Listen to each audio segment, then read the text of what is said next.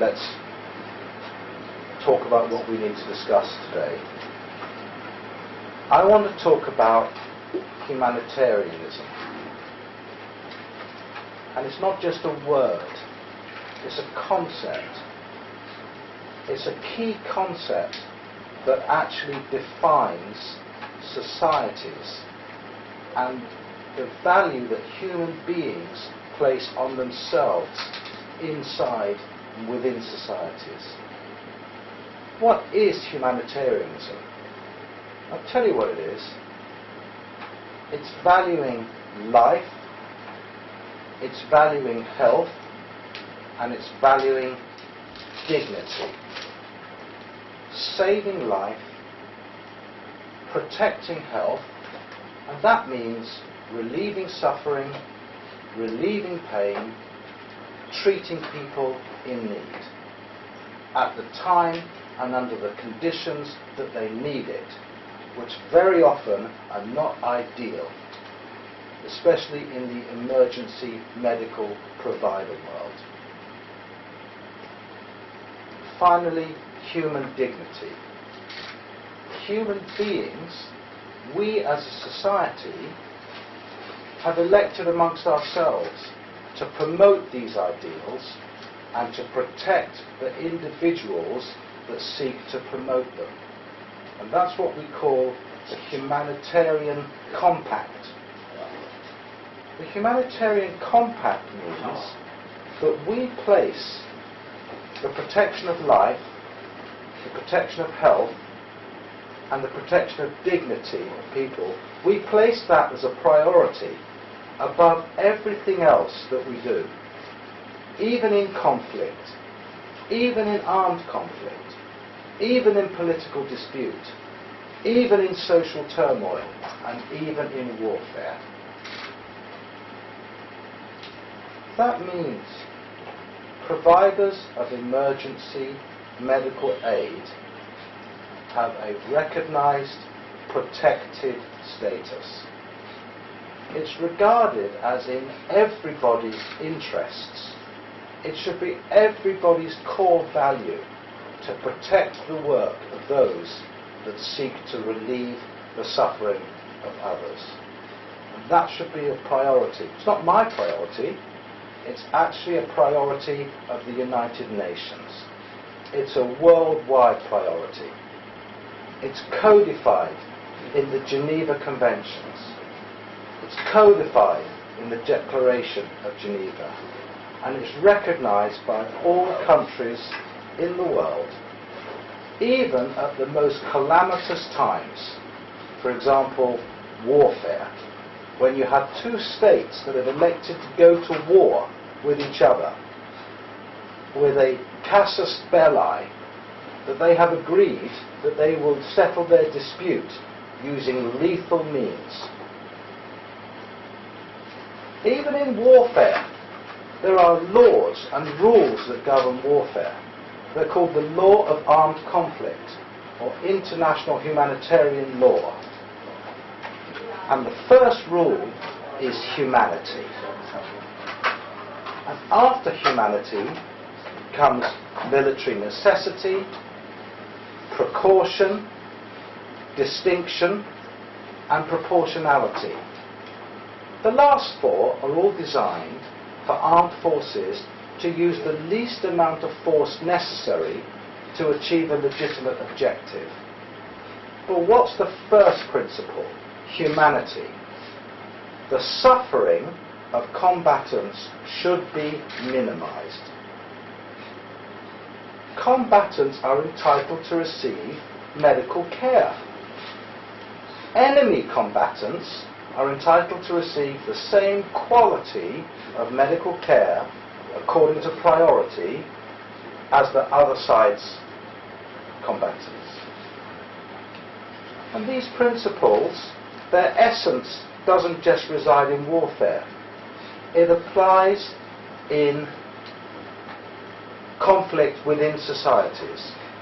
So I want to come on to the current situation here. We have a conflict in our society. We have a violent conflict in our society. it's quite right and proper that those that are injured in violent conflict in society are entitled to protection of their lives, protection of their health, and protection of their dignity. And it doesn't matter for our purposes how their injuries were sustained. So this is not a political movement. It doesn't matter what your views are on the two sides that are in conflict. What everybody should be able to agree on is that the people that are injured as part of that conflict are entitled to humanitarian care. Now, humanitarian providers don't work in isolation. They work in teams and they work in groups, and they're comprised of many different people. They might be people as experienced, not saying old, I'm saying as experienced as Dr. Vivian, who is a valued colleague of mine, and we've worked together for 30 years. But they might be as inexperienced as the first-year medical officer who's just graduated from medical school. There will be different levels of professional ability. You will have highly qualified nurses that contribute to teams. And you may also have, in large numbers, perhaps comprising the largest number, your first aiders. Members of the public who've taken it upon themselves, and I think commendably so, to be trained in the life-saving arts of first aid. They may have been trained with St. John's Ambulance. They may have been trained with the Red Cross. There are many opportunities for training. But these are members of the public who have acquired those skills for the purposes of doing good. All of those people that comprise the team should be entitled to a protected status. I've talked about small teams. You can have big teams. Big teams don't come much bigger than the Red Cross, international organisations, or Médecins Sans Frontières, Doctors Without Borders, international organisations. But the principles apply to all. How do medical providers ensure that they can go about their work without being threatened and without being impeded or interrupted or endangered, or, I regret to say, from last week's experience, arrested, subject arrest by a police force? A police force whose primary role is the protection of the public. I'll tell you how they maintain their protected status. They wear high visibility markers. What's the most obvious visible sign of a medical provider? The Red Cross. It doesn't mean you work for the Red Cross. It doesn't mean you represent the Red Cross. It's the other way around. The Red Cross is an international symbol of humanitarianism. And when people wear it, they're abiding by the principles of humanitarianism. What are the principles of humanitarianism? Number one, humanity, protection of life, relief of suffering, and dignity. Number two, neutrality. You're neutral. You will treat any injured party. In this conflict in Hong Kong, medical providers will treat injured police. They will treat injured firemen. They will treat injured ambulancemen. They will treat injured protesters. You'll be pleased to know they'll even treat injured reporters and members of the public or bystanders. That's what neutrality is. And they're impartial when they provide their care. They don't, and are not concerned with how you sustained your injury. Their only concern is to offer you the care, treatment and aid that you need. And the key principle on which all these are built is independence. You're acting for society's good. You're not acting on instructions from anybody else. Humanity, neutrality, impartiality, independence. These should be society's values, and these people should be protected. But my experience during these recent conflicts here in Hong Kong, and especially the recent upturn in violence last week, where multiple medical teams, emergency provider teams, were mobilized to provide care at the site of conflict. What's the point of having an emergency medical provider team that's miles away from what's happening, when ambulances can't get through, when roads are blocked? No value. Their value is their courage and commitment to go far forward to the point at which care is needed. And in doing so, they place themselves in jeopardy. And what protections do they have? Okay, here they have what you all know as gears, right? They've got a protective hat. They've got a gas mask. They've got a plastic coat on, and their gloves, and their goggles. They've got a red cross, and they've got a great big high visibility vest with their professional role writ large upon it. Emergency medical technician, nurse, doctor, clear for all to see, so that the teams can communicate with each other, so that everybody knows who's there and they can find who they need. They can coordinate. The unwritten rule, but maybe it needs to be written, is that when they are doing their worthy work, they should be respected and protected by both sides. Just as you would anticipate that ambulancemen should be protected and respected by both sides. But their intentions are no different, their motives are no different, and their purpose is no different. If you saw ambulancemen kneeling with their hands behind their back and zip ties around their wrists, you would be rightfully outraged.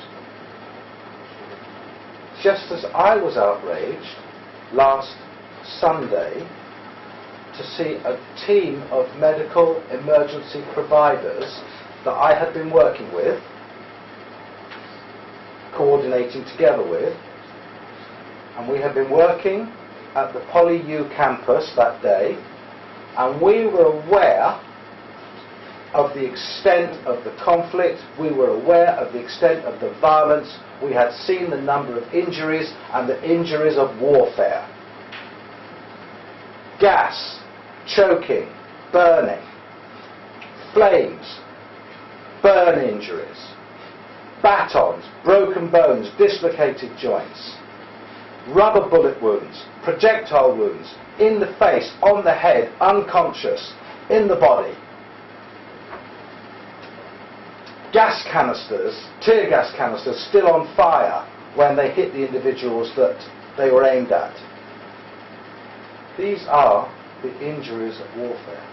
And that was what was being managed. Why was it being managed there? Because that's where the injuries occur. But at about 8:30 that evening, an announcement reached us that that conflict had now been declared, was going to be declared a riot, and that anybody that was found on the site after 10 o'clock at night was going to be arrested for taking part in a riot. We faced a very painful moment at that time, and sometimes I still look back with some remorse about having to make what we thought were the best decisions. But one thing we all know, if you decommission, take out of action, render unable all of your medical providers, what good does that achieve? Even if you've acted in a principled way, what good is that? So we decided the medical providers that work in hospitals, surgeons, anaesthetists, operating theatre nurses, operating theatre assistants, pharmacists, we were all there on the teams. The hospital-based doctors decided they should withdraw and go to their hospitals, station in their hospitals to receive the casualties that needed hospital care. And a very courageous group stayed behind. The emergency physicians, the general physicians, the people, the family practitioners, they stayed behind on site to offer the care that they could, accepting the risks. Just put yourself in their position for a moment. What courage does that take? What courage do you have to summon to put yourself in the position of being arrested for rioting with a potential prison sentence of 10 years upon conviction, simply because you feel a duty to provide care to people you don't even know? So our group left to go to the hospital. And as we left, we were aware of a group behind us. And when we turned, we saw the group behind us had been detained at the police cordon. We were called back to see what had happened. When I turned and what I saw horrified me. A whole team of medical emergency providers sitting on the floor with their hands zip-locked behind their backs, wearing their high visibility vests marked doctor, nurse, emergency technician. And I was horrified. How could it be in a developed country? How could it be that your emergency medical providers have been arrested and handcuffed and prevented, obstructed from providing the emergency care that this society so badly needed? And how badly was it needed? Well, you can see yourself. Within 2 days, 300 people, 300 injured people, desperately wounded people, have been transferred to 12 different hospital authority hospitals. There were so many injured, the hospital authority announced to the public, don't come to accident and emergency. Unless you're critically ill, don't come, because we're triaging. We're having to choose to treat the most severe cases only. We're now rendered to the position of providing the greatest good for the greatest number. We can't even treat everybody. That's what the hospital authority declared. So anyone that doubts that the arrest of medical providers is something to be simply accepted or minimized or acknowledged, no. It's an extreme violation of international norms. And that's why the world's most respected medical journal chose to put the spotlight on Hong Kong. Thank you for listening to me. Aracina. He's outside. Okay, I'll call him shortly. Aracina, do you have some comments? Okay, hello, I'm Aracina, the president of Hong Kong Public Doctors Association. I can elaborate a bit about what's happening to my colleagues on 17th, the Sunday evening, how they got arrested and so on. Because the police force said that the reason why they need to arrest all the first aiders or even some journalists on that night is because they need to check their identity. But all of my colleagues and their team actually is a registered nurse, doctors, and their norm is they're always wearing their identity card. For example, if they are working in a hospital authority, they will always wear their hospital authority identity card. So actually, they did show the police on the site who they are and what's their post. So the question for searching and further investigation about their identities actually is not valid. Even for the first aider, because we all know that nowadays it has been for a while that the police always question the identity of the first aider. They always said the first aider actually are also protesters, but they just put their vest on. So nowadays the first aider, they will bring some documents, for example, the certificate of training, or if they are the St. John team, they will bring their cards with them. So all the first aider also bring their cards with them.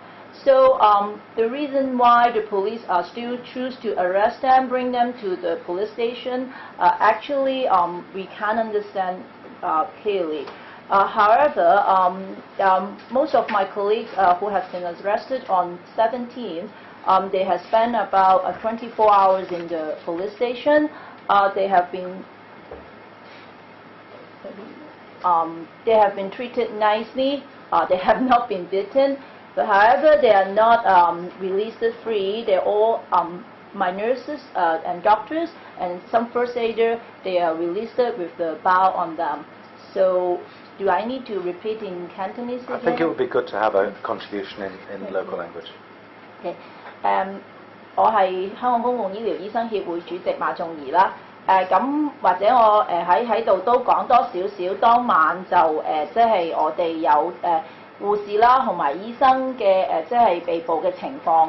咁其實咧就係有啲醫管局啦，或者喺私人執業嘅醫生護士咧，佢哋都會用佢哋嘅公餘時間咧參與一啲前線嘅救援工作嘅。咁當日咧，佢哋下晝開始咧都進入理工大學提供一個救援嘅工作。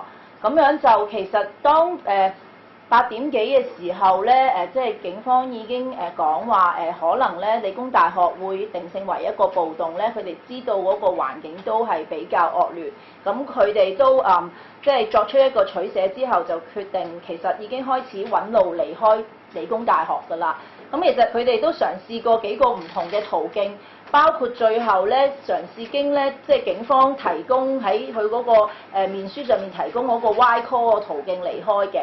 咁但係咧，每佢哋離開咗理工大學嗰個校園範圍，去到尖沙咀漆咸道嗰度咧，就有警方亦就叫求佢哋唔準再前行啦。所以佢哋永遠都卡咗個位，其實試咗幾個位啊。咁樣就大約10點幾左右啦，咁佢哋就尤其喺一個位咧，變成就警方，我哋都再聯絡唔到佢啦。咁稍後我哋就見到啲相，咁佢哋就被拘捕，咁亦都繼而送翻去警署。咁佢哋就喺警署嘅對佢哋即係表達到個待遇係 OK 嘅，係有禮嘅。咁但係佢哋都需要喺警署逗留咗都有1日嘅時間啦。咁最後佢哋所有人都係需要保釋外出咁樣嘅。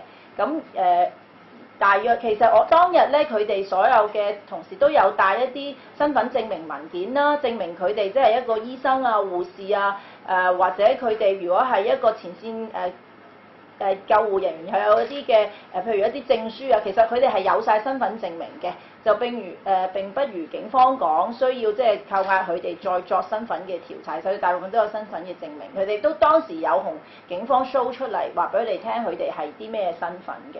咁大約佢哋當晚嘅情況就係咁。Dr. Vivian, anything you'd like to say? Say in English first? Yeah. Yep. As a medical practitioner, it's my job to treat the injured and the sick. And to deny me the right to treat my patients is denying the patient's right to treatment. And it is inhumane. 我身為一個醫務人員咧，我提供嘅服務係應該嘅。如果因為受威脅、要挾而不可以繼續我工作咧，係對我唔公道，亦都對啲病人係唔公道，亦都唔人道。唔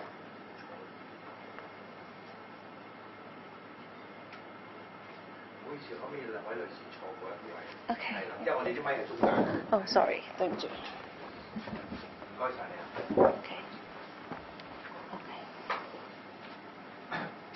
Before giving Dr. Pierre Chan an opportunity to say a few words, I would like to put in context and some perspective what we have been managing here. Don't allow anybody to minimize what has happened. This was a humanitarian event. This was a humanitarian concern. Many people would call 300 desperately injured people a humanitarian crisis. You can use whatever definition you want. In the end, it's for society to judge.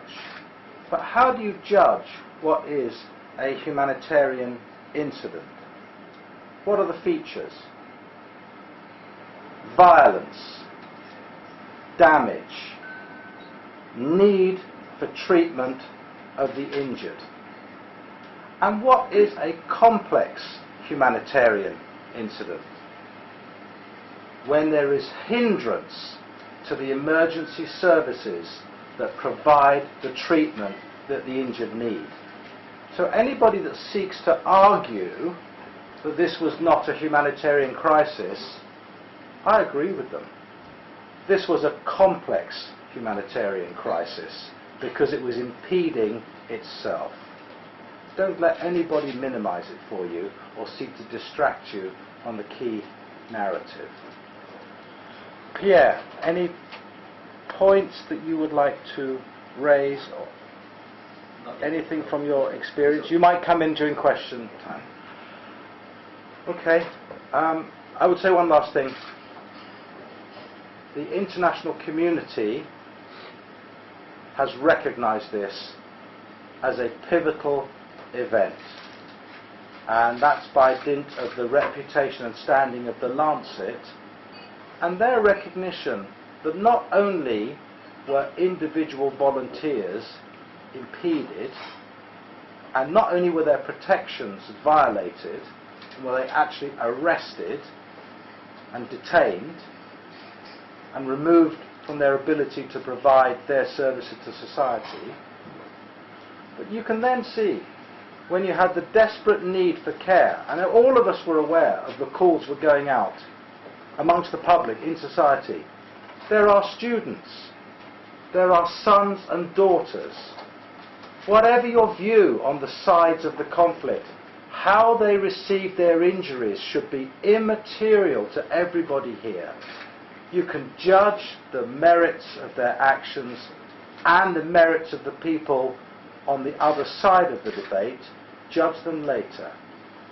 But suspend your judgment for the care and the provision of the emergency aid that they need. How telling is it that international aid organizations as dignified as the Red Cross and, admittedly one day later, the MSF chose to intervene not because they were invited.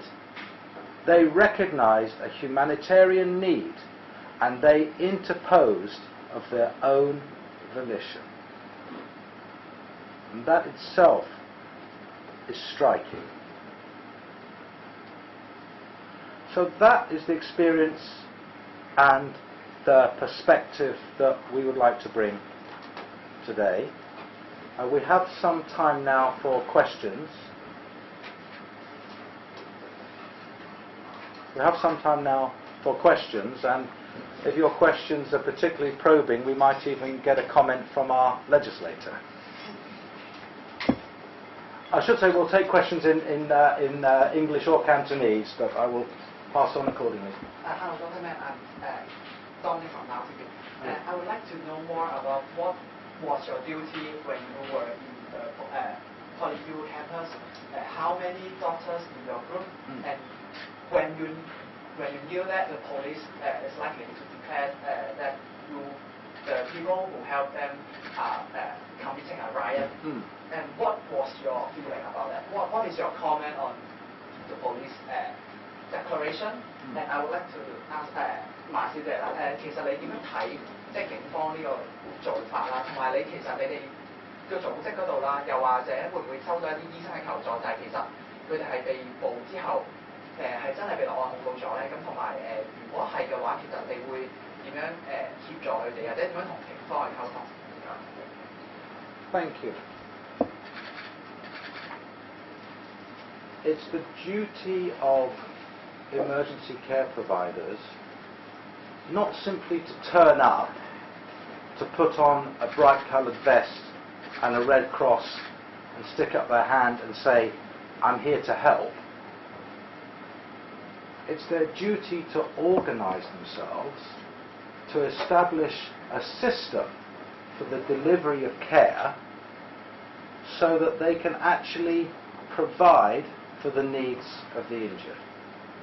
So typically, as happened at PolyU, but would happen in any emergency situation, you'll be formed into teams comprising of different medical skills and abilities, but complementary.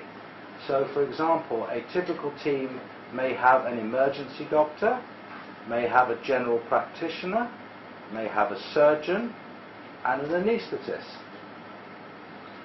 On this day, we had 3 separate teams, and we had organised ourselves into one emergency room as the first site of management, and a second room then for the next stage of care. I've touched already on the importance of triage. When you are overwhelmed by the number of injuries, and what was occurring at PolyU satisfies all the definitions for a mass casualty incident. That means the number of injured actually exceeded our ability to provide for them. When that happens, you have to perform what's called triage. You have to separate people according to their urgency of need, priority. Red, urgent. Green, minor. Yellow, delayed. And you arrange your teams and your space accordingly. But many times people will volunteer to help, bringing skills that are usually not in the emergency domain. So we had psychiatrists, we had radiologists, x-ray doctors, we had plastic surgeons, we had paediatricians, we had even a pathologist, although I thought he'd arrived a little bit early actually, to be honest with you. You form yourselves into teams to be able to provide a system of care, which we were doing, managing the injuries that I've described, according to the way that we'd organised the treatment facility. When the call came through that the incident was going to be declared a riot, I wasn't surprised by that because of the amount of violence that was obviously taking place. You know, we could see the flames, we could smell the tear gas, we could hear the rubber bullets being fired, we could hear tear gas being fired. So I wasn't surprised to hear it called a riot. But I was surprised to hear the requirement for everybody to leave the building, the campus, on penance of arrest by 10 o'clock. In other words, everybody that was there had been instructed, required to leave, or put on warning for arrest. And that surprised me, because usually you don't warn your first aid providers to leave. Actually, in our proud tradition, we are the last people to leave. We don't leave until the last ambulance has been loaded. But on this occasion, it was clear that whoever stayed was going to be arrested. And if you're arrested, not only can you not do your job there, you can't do your job anywhere. So we had to make a strategic decision. Another part of it, of course, is that it was announced that deadly force would be used if necessary. Nobody left because they were fearful of arrest. Nobody left because they were fearful of a police assault and what force they might use.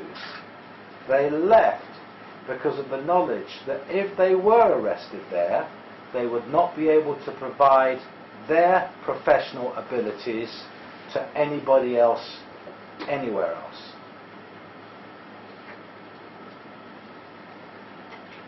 咁我用中文答翻第二條問題啦。咁當時就我哋嘅同事其實就應該咁講，我隊嘅同事咧都係其實佢哋參與呢個前線救援工作咧都已經有一段時間嘅，咁所以咧因為佢哋有一部分都係我哋公立醫院嘅醫生啦，所以亦都係我嘅會員啦。咁其實雖然我哋個協會咧冇自己組成一隊救援隊定時出動，咁但係我哋一直都為呢啲有參與前線救援嘅同事咧，即係我哋都係會有一個支援嘅，尤其是都 always 同佢哋講有咩事就第一時間打俾我哋啦。咁當晚佢哋即係8點零鐘都講即係走唔到啦，即係條路都走唔到嘅時候咧，其實我哋已經電話聯絡緊，咁亦都睇下嘗試揾到咩路啊咁樣啦，亦都咁直到失聯之後咧，其實我哋都即係當時都有同陳沛然議員一齊合作，就都知道好大機會失聯係可能係被拘捕，咁我哋即時已經聯絡咗義務律師啦。咁當晚就佢哋喺警局度都可以聯絡到佢哋家人啦，稍後清晨嘅時候開始陸陸續續可以見到律師啦。咁暫時據我所知，就我哋成個即係一啲醫援團隊喺17號晚嘅拘捕之後咧，佢哋係暫時未有人被起訴嘅，咁佢哋全部都係保釋咗嘅，咁樣就係啦，咁就暫時佢哋嘅情況都係安好嘅。咁我諗其實就應該咁講啦，其實我哋都知道咧即係警方咧即係其實當嗰個衝突咧就升溫咧，警方對前線救護人員咧都開始嘅工作咧都會有多啲意見嘅，我哋都清楚知道嘅。咁亦都知道即係其實前線救援嘅工作會越嚟越困難啦。咁但係我哋亦都知道一啲法則啦，尤其是我隊係即係大部分都係醫生同埋護士咧，佢哋好清楚知道，例如即係嗰個要保持中立啊，要表明身份啊，各樣嘢一直佢哋都係遵守緊嘅。咁其實今次即係只係因為即係警方嗰個勸喻就係你藏身喺我度，你就係參與暴動。呢一個咁嘅即係聲明咧，就係我哋覺得都係幾詫異嘅。咁而成個被捕都係有詫異嘅成分啦。咁基本上講真被捕同事都係好疲累嘅，即係我2日。咁往後嘅前線救援工作要點樣繼續執行，咁佢哋都自己再有考慮。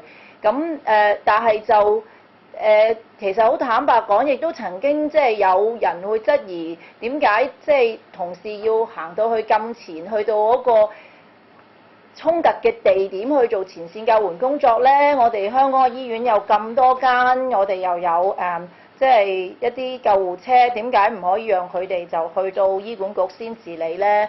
咁我諗，因為其實就而家嗰個衝突咧，其實都嗰個傷係其實越嚟越多嘅，咁有啲真係要即時救援。我可以分享翻，譬如上個星期喺中大嗰度嘅衝突啦，當中有一個示威者，佢係俾一個催淚彈係正正射中佢嘅心口，咁當時佢係曾經停止咗心跳。好彩因為中大嗰日當日都係有好多醫生嘅，即時就可以做呢個即係心外復甦法啊各樣嘢。咁嗰個傷者都而當日因為中大嘅交通亦都好差，雖然咧有一個即係救護車嚟到，都擾攘咗一段時間先可以離開中大嗰度去醫院。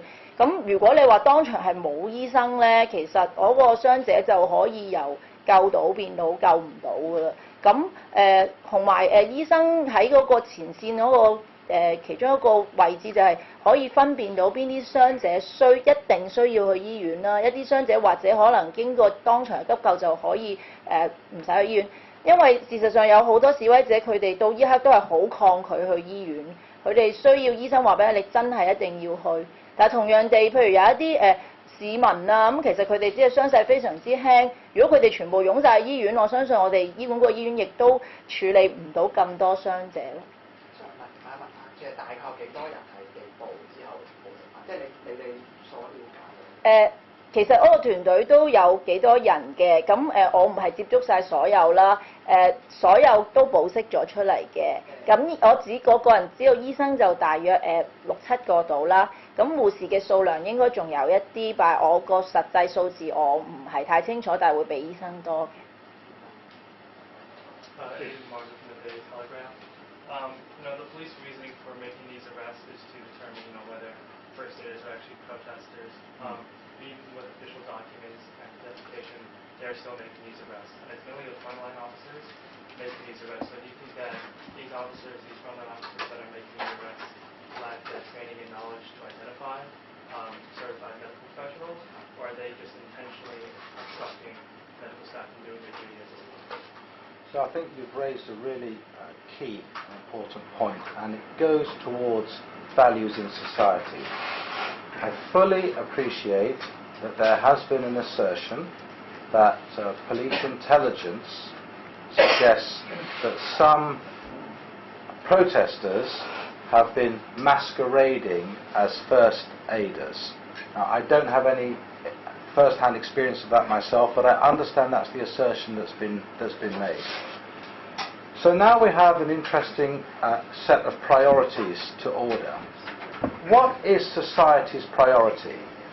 Is our priority to apprehend every possible activist who may have taken part in some unlawful activity?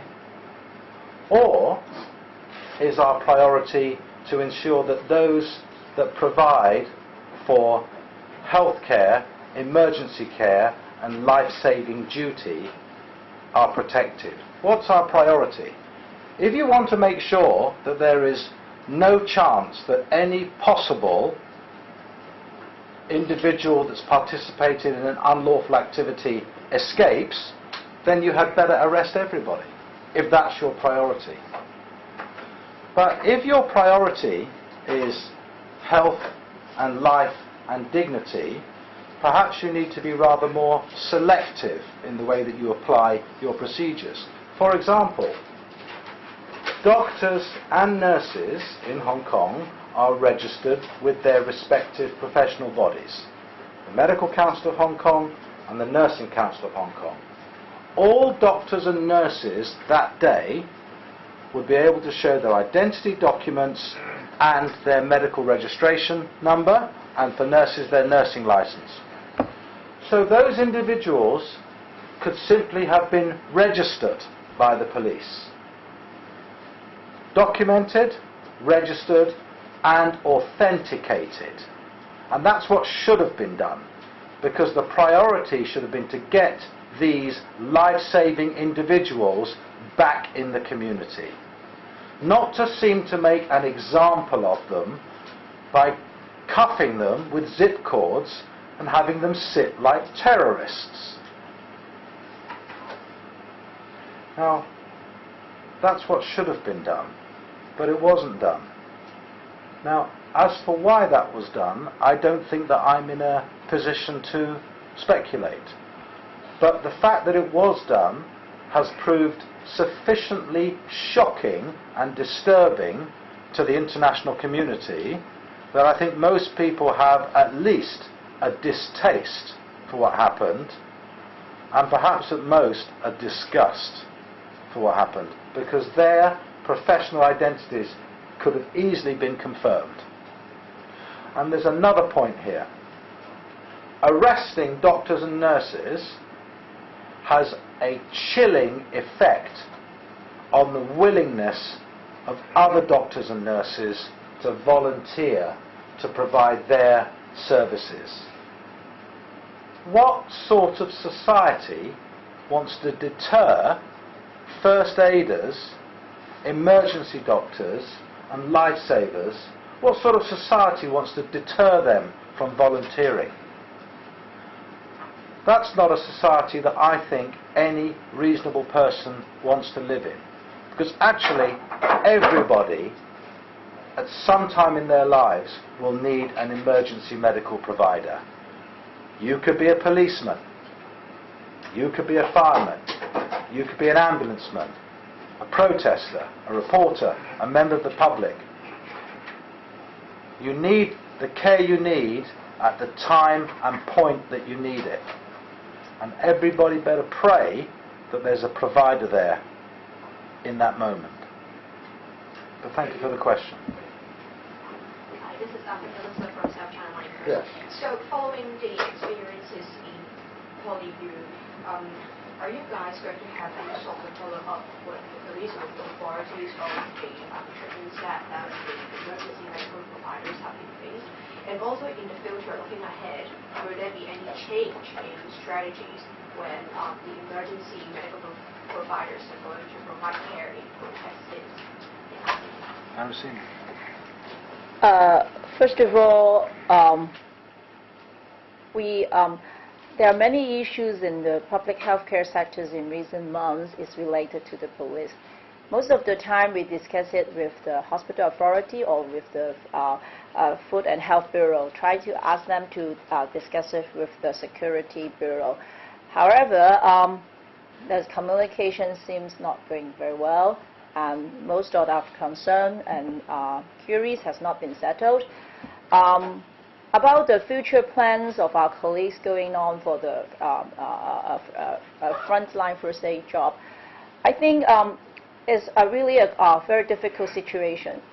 As we all know that once you have been in the frontline ones, you know that you must be there, and the protesters and the citizens, they all need you. But we all know that the risk is escalating. So I don't have a golden word or magic key for my colleagues, but I just need to tell them you need to assess your own risk, especially nowadays, not the risk of being injured, or also the risk of being arrested. Actually, for this may be the first time doctors and nurses are being threatened. But actually, besides before the nurses and doctors being threatened, so many first aiders, those volunteer ones, they have been threatened by police many times. Yesterday, I met a nursing student. He is also a first aider since June till now. He said that in the recent conflict, he served in one of the recent conflicts in Hong Kong Island. Actually, he also wearing all the clothing that indicate his identity. He just want to try to walk across the street and help one of the injured protesters, but the police is just behind him, and the police used a gun to point towards his head, and he declared his intention. He want to walk there. The police say, "Okay, you walk there. I keep my gun on your head," and then he just walked there with the gun on his head and go to do the first aid thing.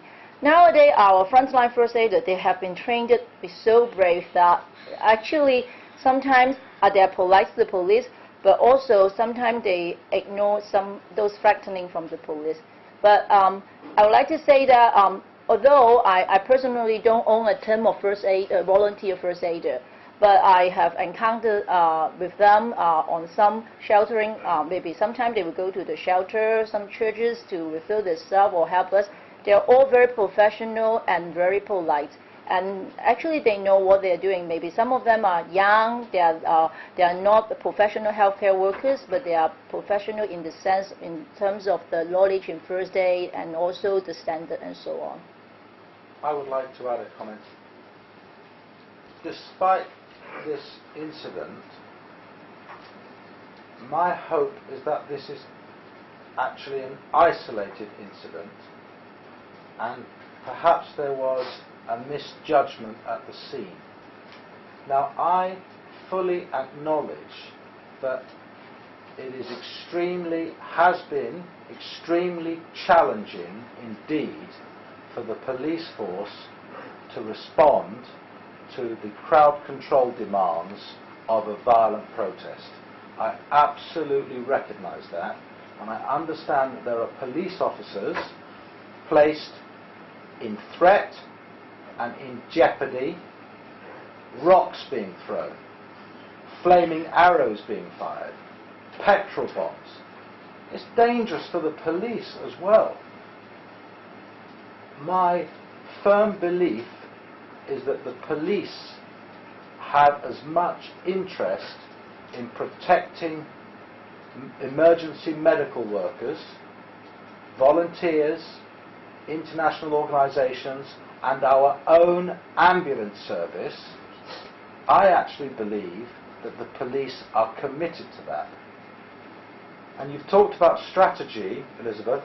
I welcome the new Commissioner of Police to contact me directly, and let's please have a dialogue how are we going to ensure the protection of emergency medical aid providers at this difficult time, but also once this time has passed and once a healing has come, how are we going to establish that for the future? So my request of the police commissioner is to kindly contact me directly, and I would be very happy to have a conversation about how we can re-establish some international norms of protection and conduct for the police and first aid emergency providers. Please. I'm going to ask from the Guardian. I just wondered, going forward, if you're satisfied with the access that medical staff and first aiders have been given to PolyU since your team's left over the last couple of days and at the moment, are you concerned that people inside are they or aren't they getting the treatment they need? Because the police has already declared that the Polytechnic University is a riot place, so now no individual team or individual volunteer will go in without permission.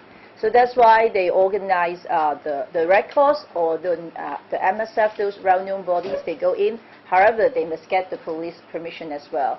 And as far as I know, I share with the colleagues from the fire department.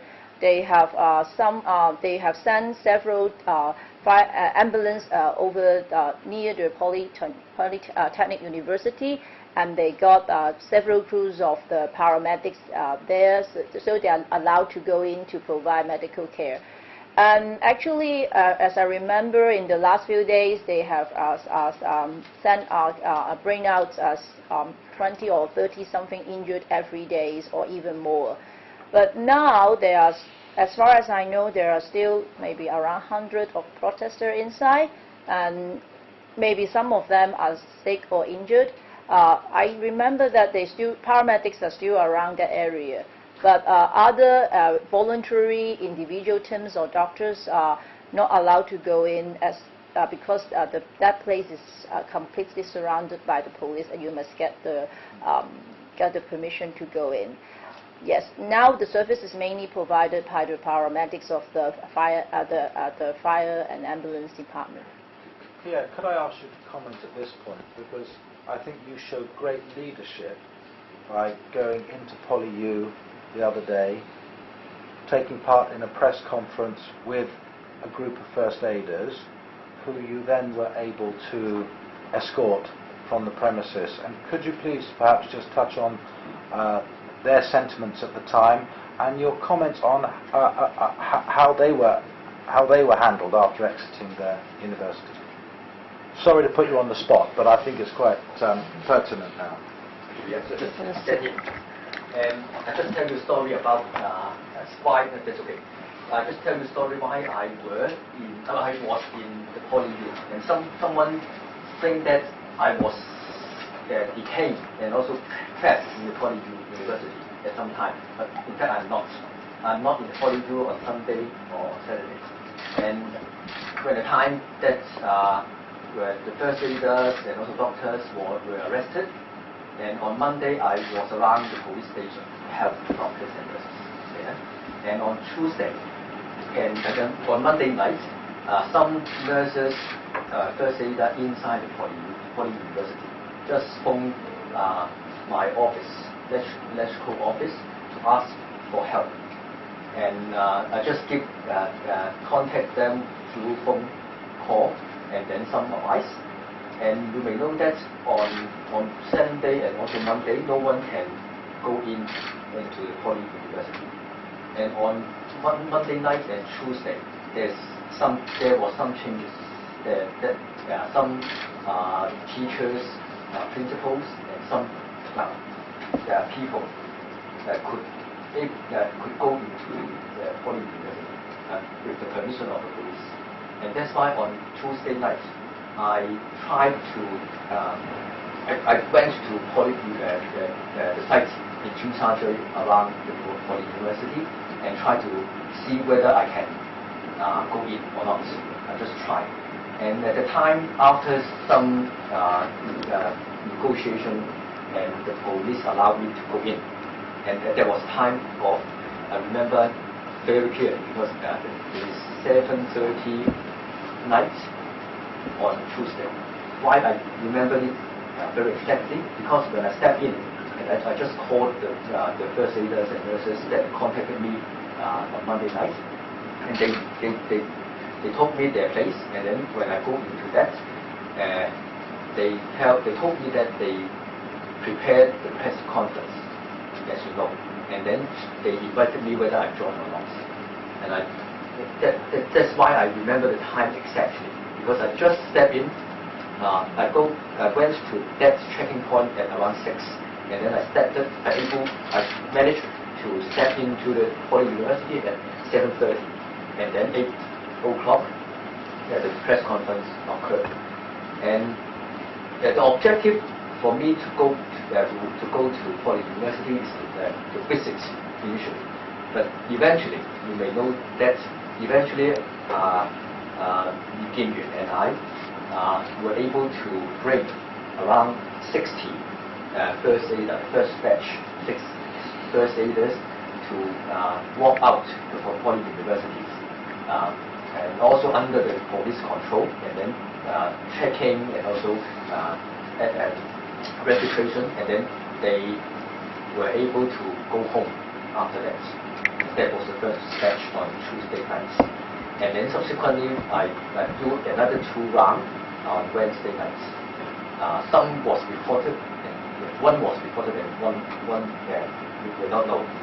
And this is why I was in Poly University, and why I do that thing. And that was my wording is coincidence, and also that was some form of policy from the government and also police side on Tuesday. And that's was the story, my story about. And also, this is also a very alarming feature that the first aiders were trapped in at the site for more than 2 days, when they were providing emergency medical service. And that's why I went there and tried to help them to leave. That was my story inside. So thank you. Thank you. Any other questions? Please. 想問翻咧，頭先有講到話了解到有一班嘅醫護人佢哋離開咗之後被捕，因為之前警方記者會佢哋有講到入邊有部分當日被捕嘅醫護人佢哋冇急救或者醫護資格，有冇了解到相關？嗱，其實我用翻警方嘅記者會佢自己提供嘅 figure 咧，佢話佢拉咗50幾人啦，佢話40幾人係有證明身份證明啦，咁有10幾人係冇嘅。咁我唔用識晒我50幾人啦。咁我清楚我識嘅10幾人咧，佢哋全部係有身份證明嘅。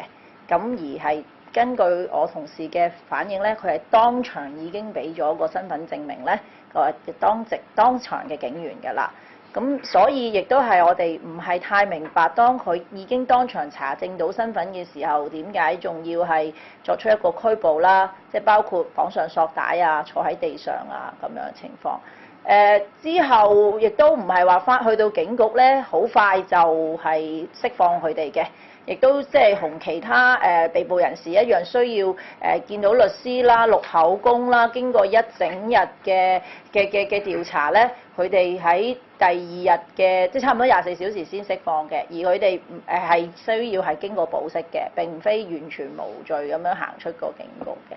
咁對於佢哋，即係話我唔可以透露太多，因為我都唔係本人啦。不過就可以講翻個情況。咁暫時佢哋安好嘅，但係我諗其實就我諗應該話即係以辨別身份為由，即係將佢哋扣押翻警署呢一個做法就都係值得商榷啦。咁不過就希望警方可以再解釋多啲啦。我哋當然希望咧呢個唔係一個即係以儆效尤嘅方法咧，即係叫醫務人員就唔好再參與啲前線救援嘅工作啦。正如好似Don講，如果警方認為需要一個更有效嘅方法去識別我哋嘅身份嘅，我哋願意跟從啦，去避免即係他日再有呢啲咁。其實我哋覺得個拘捕都係除咗話即係被拘捕嘅同事即係身心俱疲之外，亦都警方都用咗好多警力去做呢樣嘢嘅，因為當晚據我知道呢班喺漆咸道嘅人有100幾人，係好多係50幾個係醫護人員啦，其他嘅你哋行家記者啦。咁其實警方花咗都整日時間喺佢哋身上，都花咗啲警力嘅。咁如果即係佢能夠提供啲更好嘅方法，我哋睇下點樣可以去準備避免呢啲拘捕，我哋覺得都願意考慮同埋跟從咯。答翻嚟嘅第一句啦，喺呢4、5個月嘅事件啦，咁喺現場裏邊係有好多傷者嘅，喺街裏邊好多傷者嘅。而我啱啱寫緊，我喺我嘅 blog 同埋網度寫翻點解會有呢個叫義務急救員嘅出現咧？個原因基本上就6月12號有證據係話有人喺6月12號當場被捕，然後去醫院，然後喺醫院嘅治療期間泄漏資料被捕，係第一點。第二咧就曾經同一日有人去咗私家醫院，然後繼而又係被拒絕醫治轉介公營醫院期間報警被捕。嗱，即係講緊呢啲嘅新聞咧，係會令到啲受傷嘅人，包括你係咪參與嘅事件啦，唔敢去醫院。嗱，呢個係實在嘅，呢個確實咗嘅，官方確實咗。咁呢係第一點。第二點，有唔同嘅日子咧，係曾經都警方或者消防處都承認咗，就係喺救護車即係現場有救護車上救護車或者去到醫院個時間有異常嘅，無論邊一方都有嘅，佢自己承認咗。OK， 83日嘅時間，咁所以呢啲情況都係會導致喺現場嗰時候係有人道嘅問題或者係受傷嘅問題。咁正因為咁所以同埋第三咧，我係曾經試過喺9月頭、8月尾嗰頭咧去信一啲非政府組織，係講緊呢啲問題嘅。咁希望佢哋係可以出手或者係做一啲工作啦。咁結果咧，我係聽係冇回應。咁所以嗱，我係之前有做嗰啲嘢。咁所以咧，正因為咁，所以呢啲叫義務急救員嘅工作咧咁重要就係有同冇咧係有分別嘅。咁就唔再講例子啦。咁有啲例子係有喺度就講得翻，例如唔係示威者，例如103人打人心臟病發現場心臟病個人救援翻身醫院做一啲醫療程序出面自首，有救援嘅冇救援嘅生同死嘅。嗱，呢個唔係淨係示威者。好啦，咁然後咧就頭先你嘅問題，對翻你嘅問題咧就係、是、我見到啲叫義務嘅急救人員咧，當然有叫醫生、註冊醫生、護士或者急救牌咁然後啦。咁但係發覺好多咧，其實係好多例如學生，即係醫護或者專職醫療嘅學生，佢未必有牌，但係佢會喺個課程裏面做有啲急救嘅課堂，又或者有啲嘅義務事務。咁你其實咧好多時候現場嘅受傷咧，其實並唔係啲咩大嘅嘢，例如胡椒噴霧或者催淚煙嘅刺激沖水。咁呢啲我會覺得一個途人都可以做到，你有支水嘅。咁嗰啲好多時候有啲熱心嘅市民會自己做。咁你話係咪唔俾做？即係你只可以有考到牌先做。呢個第一點，即係講緊撒瑪利亞人嘅問題。呢個第一。你諗第二就係你諗下，就算無國界醫生甚至佢去做行動救援行動咧，嗰啲唔係淨係醫生護士，唔係淨係醫生護士，有其他人係要參與呢啲人道嘅工作，佢唔係醫生護士，咁係咪唔俾做嘅？咁如果係嘅 OK 嘅，咁佢以後全部人都做。咁但係我自己覺得係一個應該係包容同埋呢個情況，即係唔係 exclusive 嘅，即係唔係佢支援我。咁所以係有咁嘅問題。而家香港係即係會有現象係咁啦。咁即係補充嘅。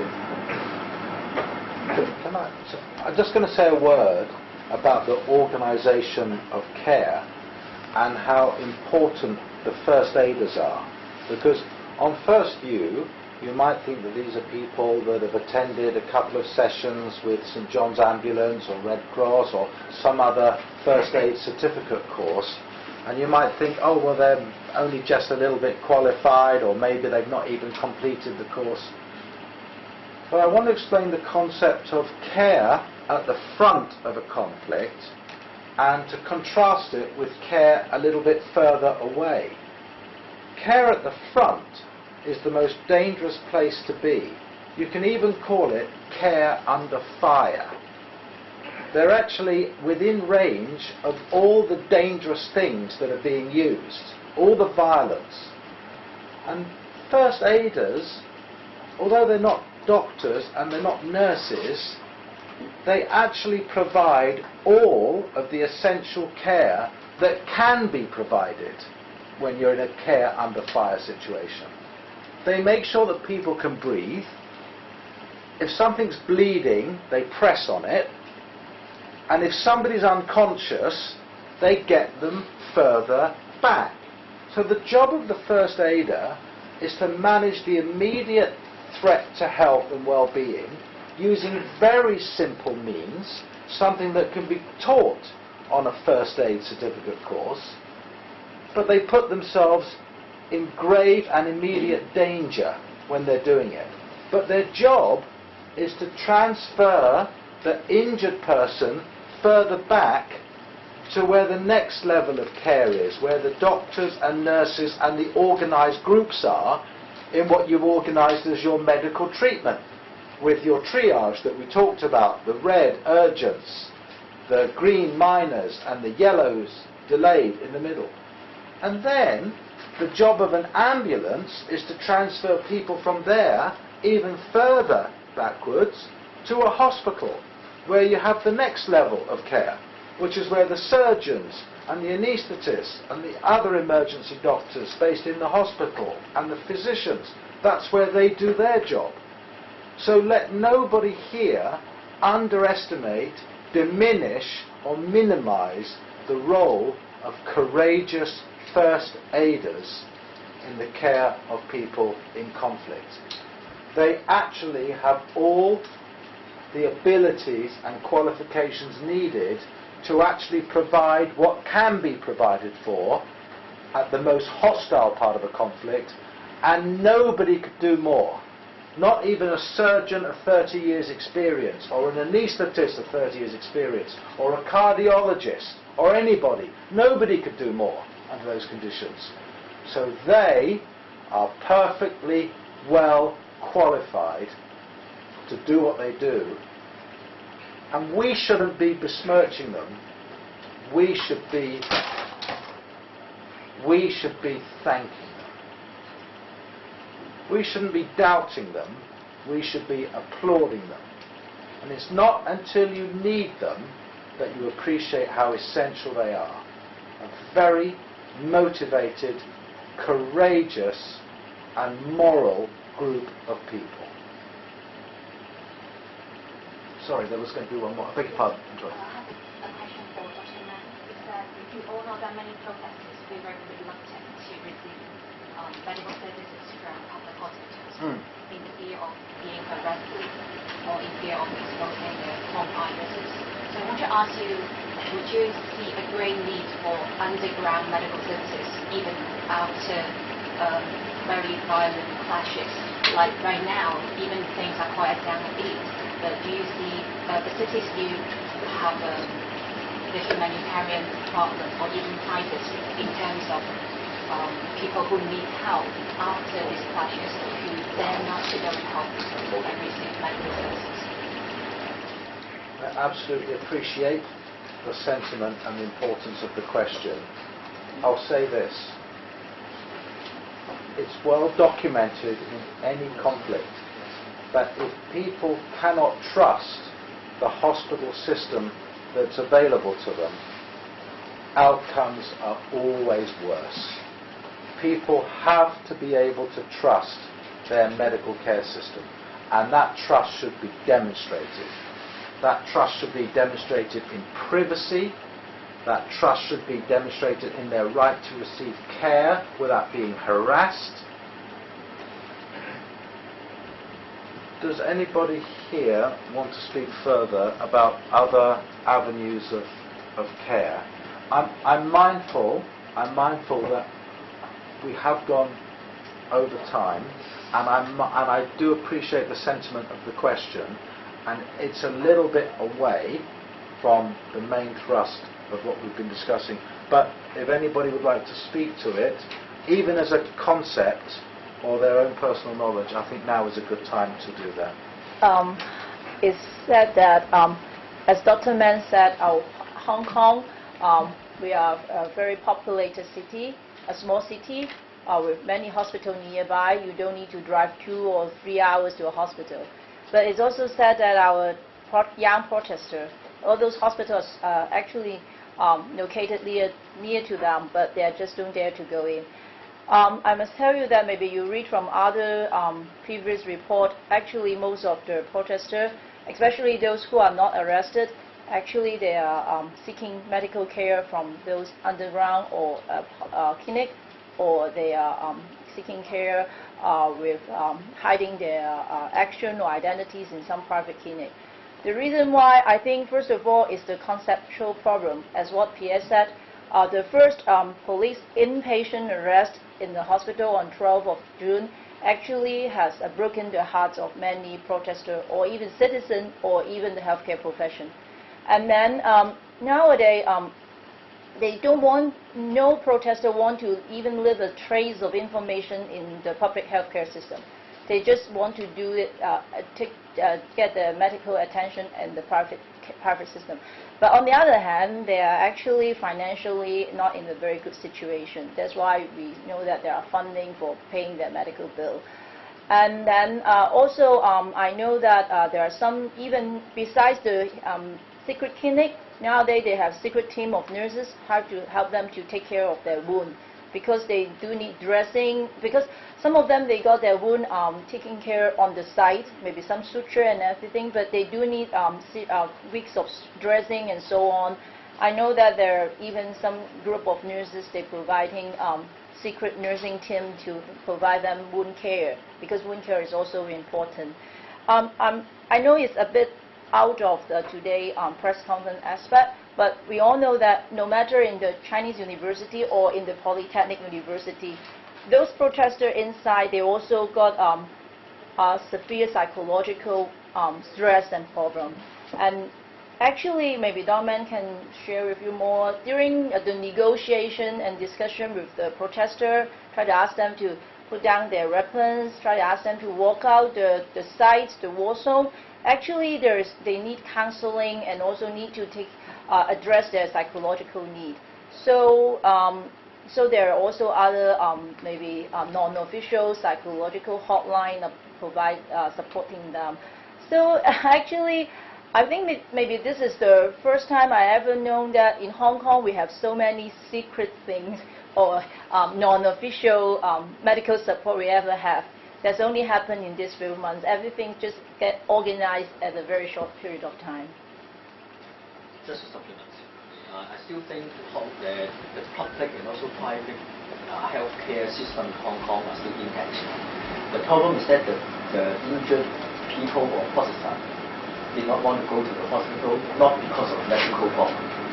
This is not medical problem. It's a political issue. I clearly state that and with evidence. And example, we have white shirt people arrested, cardiac arrest at the site, and then save the life, go to the hospital, treatment, discharge. And we have police officers injured in the hospital with proper treatment, discharge.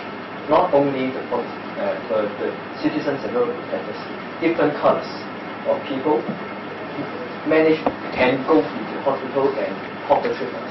But the problem is that some of them did not want to go to the hospital, not because of medical service. And I want to ask, would this situation make first aiders at the scene carry a more important role? Yes, I told that in Cantonese. That's why I hold it in June, 12th of June, and also on my press conference in June. I point out that 5 months ago, and that's why and also I seek help from the NGO in Hong Kong. No with time, and that's why I do it myself. I prepare it because I try to ask for that. If we have the intact system, I do not need to go by myself. Right? I do it with evidence and with reason speak. All right. Thank you. Any other? 想問一問即係點樣睇警方一開頭嘅時候就係即係對於一啲義務急救員去開呢個義務急救員，當佢哋自願走出歪角嘅時候，就即刻被拘捕，而且係要索解咁樣帶佢哋差館啦。但係之後即係經過一啲議員嘅介入之後咧，就變咗係容許佢哋用一個先登記嘅方法，即係還手交通法，我哋可以即係喺登記嘅情況下就離開公司。即係其實佢咁樣之後個安排係點？如果其實佢哋堅持做翻不必要咧，同埋點樣講啊？點解即係警方之後會同你哋可能經過一啲嘅商議之後，會讓步俾你哋有呢個方法去同一啲留喺裏面嘅員工佢哋可以用呢個方式離開？可能嗰個商討就要等阿 Pierre 講，佢會清楚啲。不過你問我咧，我會覺得，就算佢稍後喺星期二三咧，讓急救員先登記就離開咧，我個人覺得如果個急救員其實佢身上面其實好清楚佢有急救員嘅身份啦，佢又冇任何武器啦，我覺得點解要登記佢嘅身份證咧？即係正如我哋唔會喺行街行過就要個個人行過登記身份證，我覺得 even 喺星期二三要先登記身份證先可以離開咧，我都覺得其實呢個都唔係一個可接受嘅做法，因為其實你可以搜佢哋身，你可以攞佢哋嘅證明文件，咁證明咗佢哋急救員就可以啦。我都唔係太理解警方有喺呢3兩日間嗰個行動轉變嘅原因，咁可能係同各位議員個溝通有關啦。咁但係我覺得由始至終，如果你好清楚呢個係一個急救員嘅話，其實就所有包括拘捕啦、登記身份啦，我覺得呢啲都係不必要咯。咁或者可能 Pierre 可以補充一下，即係點解警方會有一個行動上嘅轉變？即係由星期日晚即時拘捕到星期二三晚俾你登記咗名就走得啦。我覺得好似多得咩講，似乎唔係呢個記者會嘅主要邊個係 overrun 咗。你想知嘅遲啲我同你慢慢講。There was a story that I need to tell a story around 1 hour. Why is that so? So it's not time. I will need first pair of you talk for an hour, Pierre. Are there any other? One more question, follow-up question about your article mentioned Red Cross service. Did the Red Cross team being delayed by the police to enter PolyU and any other invitation of the police, and how do you know about it? As far as I know, the Red Cross actually they make their own initiation to visit PolyU on Monday, rather than under invitation. Actually, I know that, and maybe it's a bit harsh to use the word delay, but actually they do arrive a bit much more earlier than the time they get into the PolyU. Once they arrive according to my information, they arrive at Tsim Sha Tsui East a bit earlier, but the police don't let them go in straight away. They do need a lot of negotiation and time before they go in. And as far as what Dogman mentioned in the articles, the permission is not without any instruction or restriction. First of all, the police give them a time limit for 3 hours, and then they told the police actually Monday quite many is injured inside. They asked for half hours more. But we do see that seems the condition getting a bit better in the following days. But yes, the first day, the first team to get in, actually they do need a bit more negotiation and arrangement with the police at first. But they make their own initiation to go in rather than by invitation. Sorry, just one very last question. Are you in talks with the government or anything to have the charges dropped against the first aiders who've been charged with rioting? Is there any campaign or any attempt to have those charges dropped? As far as I know, as what I said, none of my colleagues, or as far as I know, they have been really charged it yet. They're just put on bail. None of them have been charged it yet as a first aider. But I don't know what will happen in the future, and I don't want to organize or postulate any kind of action going on. But to be honest, our profession are really disappointed and are really maybe frustrated about what happened on Sunday. That's the truth. And would it not be helpful for the government just to clear the air and say we're not going to charge these people if they're first aiders? I mean, that will be great. Right, it's now 4:15, so I think I'm going to draw this conference to a close. Thank you very much for your attention and interest, and I hope that some of the principles and concerns that we've talked about today you can reflect, please, to the wider public. So thank you very much for your attention. Right. Thank you.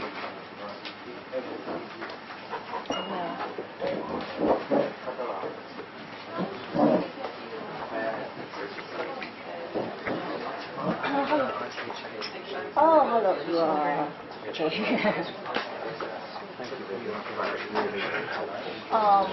Because I'm going to meet the Secretary of Food and Health at 7 o'clock. Yes, yes, you can call me earlier, but our meeting time is 7 o'clock.